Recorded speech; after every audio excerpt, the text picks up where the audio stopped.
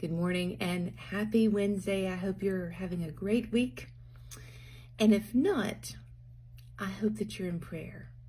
And I'll be in prayer with you as well. Because sometimes we have great weeks and sometimes we just don't. And that's part of the world we live in, isn't it? In Luke chapter 17, we find the story of the 10 lepers. And it's always been such a puzzling story to me. It just seems so simple. Jesus, in about chapter 17, verse 11, Jesus comes through a certain part of Samaria and Galilee, and he entered a certain village, it's not named, and he met 10 men who had leprosy. And they stood far off and they lifted up their voices because, as lepers, they weren't allowed to be in the general population. And they said, "Jesus, Master, have mercy on us." And when he saw them, he said, "Go show yourselves to the priest." And so as they went, as they obeyed Jesus, they were cleansed. But then here's the part. Only one of them went back and thanked Jesus and glorified God. He fell down on his face, giving thanks. He was a Samaritan. And Jesus answered and said, "Were there not 10 of you? But where are the other 9?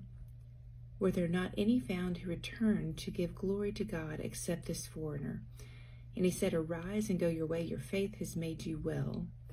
And I love this story for the fact that at least one person came back and said thank you.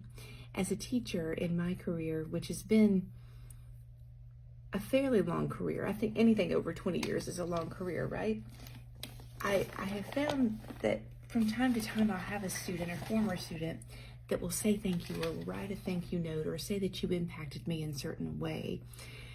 And most of the time it's such a surprise to me, but it's so kind and so nice. It kind of validates what you're doing, right? It's so important to say thank you. Whether it's a good meal, whether it's a good conversation, whether it's just knowing that you've got a friendship with somebody that's there when you need them. It is so important to say thank you. And it is so important to pray thanksgiving to God every day.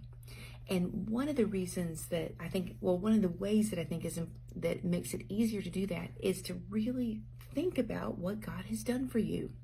Because that's going to be your story. That's going to be what you tell people. Well, what's God done for you? Let me tell you. Let me tell you how he's helped us financially. Let me tell you how he's made things line up perfectly in this sense and in this job.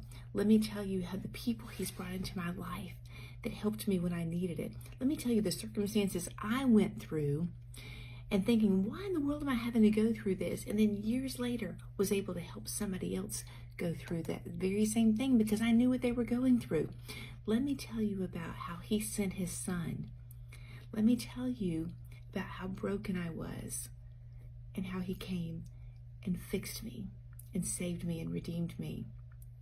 Get your story together. Get your story together so that you can tell other people about it, because a lot of times they're not interested in hearing the Bible, but they're interested in you and they're interested in your story. So try to have a story. Get it together, because if you think about it, you're going to think of a lot of ways that God has helped you. Have a great week. I know that you're loved.